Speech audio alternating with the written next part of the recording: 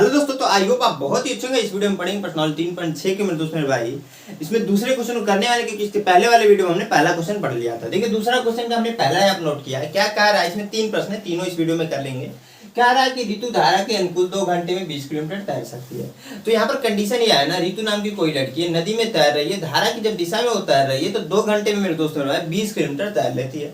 Condition दूसरा यह है, यहाँ से एक इक्वेशन बन जाएगा आपका। दूसरा है और धारा के प्रतिकूल 2 घंटे में 20 किलोमीटर तैर सकती है, और धारा के विपरीत दिशा में जब तैर रही है तो 2 घंटे में क्या हो रहा है, वो जो लड़की है वो आपकी 4 किलोमीटर ही मात्र तैर पाती है। अब क्वेश्चन ये कह रहा है उसकी स्थिर जल में तैरने की चाल तथा धारा की चाल ज्ञात कीजिए। तो मान लीजिए आपका ऐसे कुछ नदी है, ऐसे कुछ नदी है मेरे दोस्तों भाई, ऐसे कुछ नदी है, यह धारा की ऐसे बह रहा है इस नदी में, यह धारा जो है ऐसे कुछ नदी में बह रहा है मेरे दोस्तों मेरे भाई।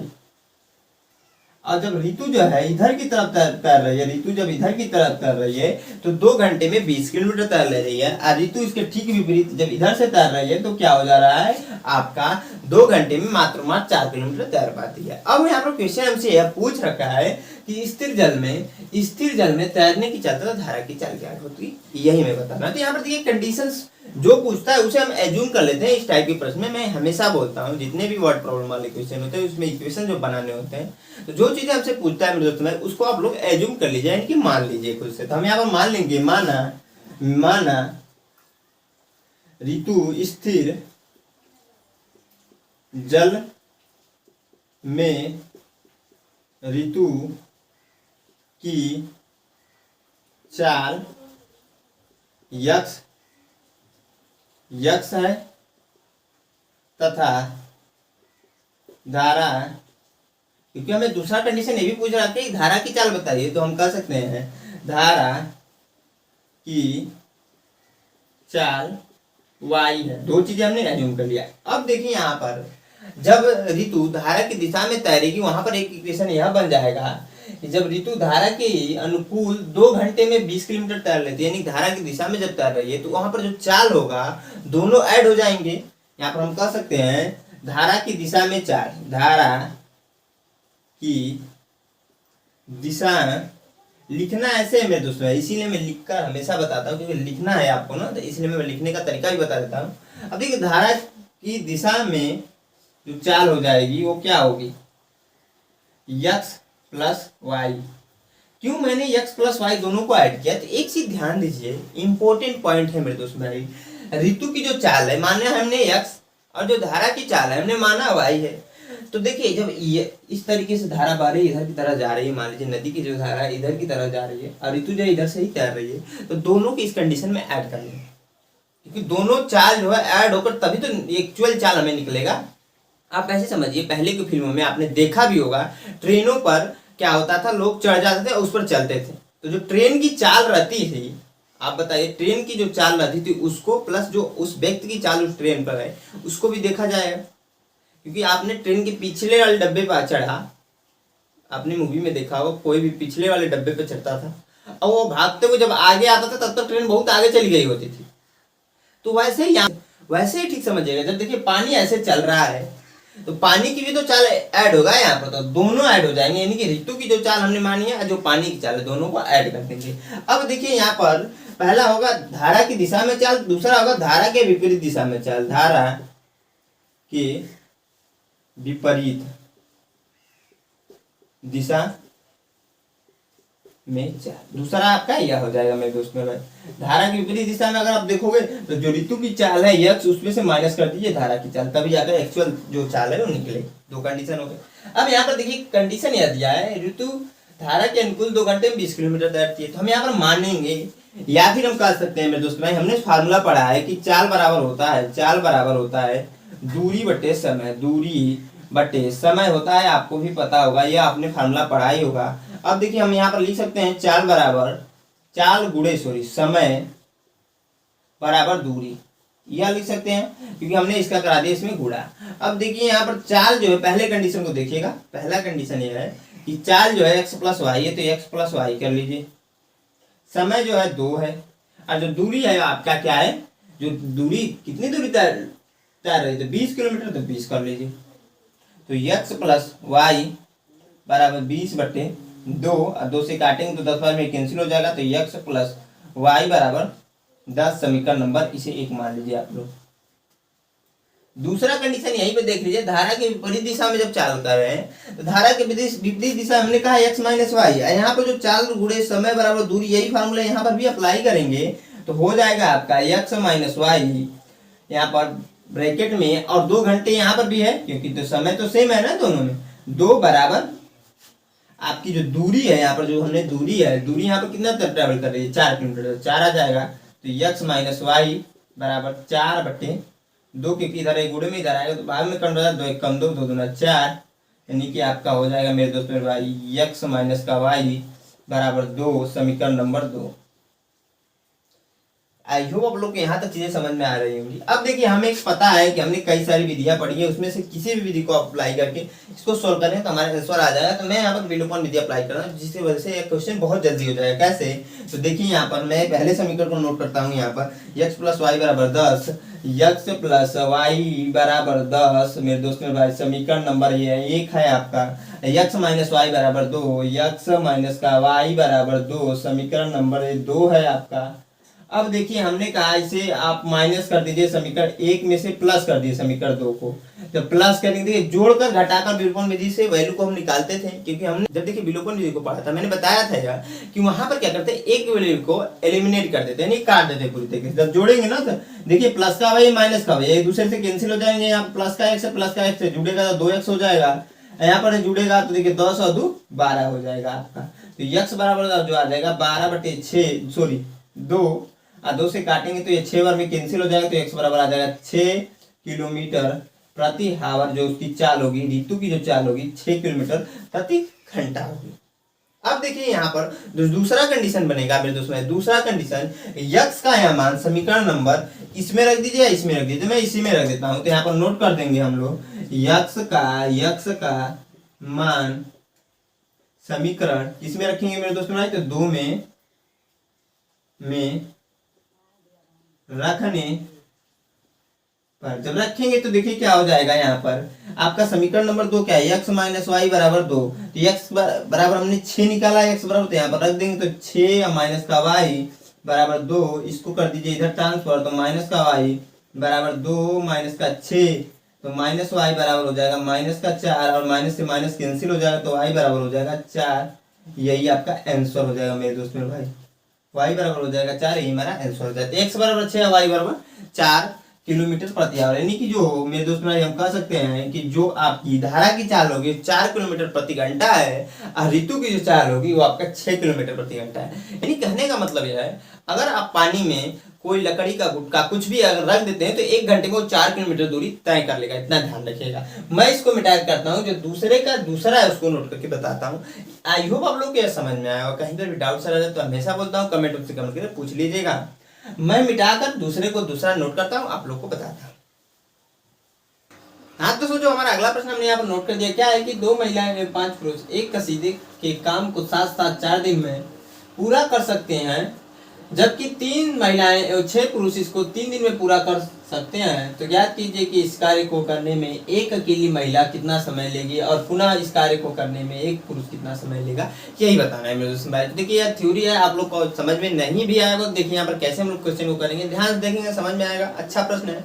सबसे पहले हमने बताया था वर्ड प्रॉब्लम वाले क्वेश्चन में क्या करते हैं, जो चीजें हमसे पूछता है उसे हम मान लेते हैं। क्या पूछ रहा है, हमसे पूछ रहा है इस कार्य को करने में एक अकेली महिला कितना समय लेगी, और पूरा इसी कार्य को करने में एक पुरुष कितना समय लेगा। तो हम मान लेंगे मेरे दोस्तों भाई, माना एक महिला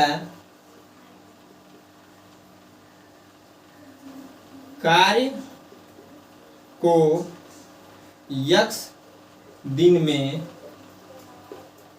तथा एक पुरुष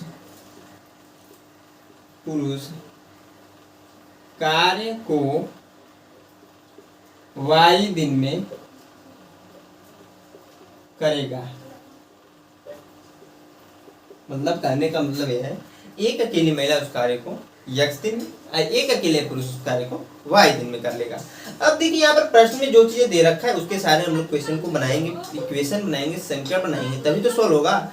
उसके पहले देखिए यहाँ पर ध्यान दीजिएगा कि एक अकेली महिला कार्य को x दिन में करती है, तो एक दिन में किया गया कार्य अगर हम देखें, एक दिन में महिला द्वारा किया गया कार्य, महिला द्वारा किया गया कार्य वो क्या होगा, 1/x3 होगा। क्यों मेरे दोस्त में भाई ऐसा हो रहा है, यह आपके मन में सवाल उठना चाहिए आज के टाइम।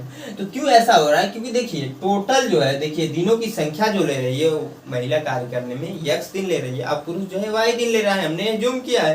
तो एक दिन में क्या हो जाएगा, तो 1/x हो जाएगा, क्योंकि आपको पता होगा अगर हम कहते हैं कि एक का आधा क्या होगा, एक का आधा क्या होगा, तो आप क्या करते हैं 1/2 कर देते हैं। तो वैसे ही ठीक, जब x दिन है तो एक दिन के लिए क्या हो जाएगा, 1/x हो जाएगा, 2 दिन के लिए देखा जाएगा तो 2/x हो जाएगा, 3 दिन के लिए देखा जाएगा तो 3/x हो जाएगा। यह ध्यान रखिएगा, कहा जाए 3 दिन में महिला कितना कार्य कर रही है तो हम क्या करेंगे 3/x कर देंगे, सिंपली इतना समझने वाली बात है।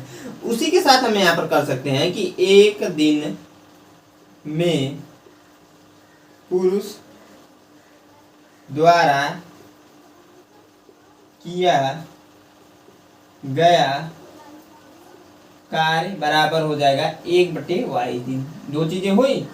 अब देखिए प्रश्न कैसे बनेगा, पहला कंडीशन में बनेगा, हमने कहा कि देखिए यहाँ पर कह रहा है कि 2 महिलाएं 5 पुरुष एक कसीदे के काम को साथ साथ 4 दिन में पूरा कर सकते हैं। यह प्रश्न में दिया है, पहला इक्वेशन यहीं से बनेगा। कैसे बनेगा, देखिए हमने कहा एक दिन में महिला द्वारा किया गया कार्य 1/x है, तो देखिए 2 महिलाएं हैं तो 2/x हो जाएगा, अब प्लस का 5 पुरुष है तो एक दिन में पुरुष द्वारा किया गया कार्य 1/y हो जा रहा है, तो 5 दिन में पुरुष द्वारा किया कार्य किया जाएगा तो 5/y हो जाएगा।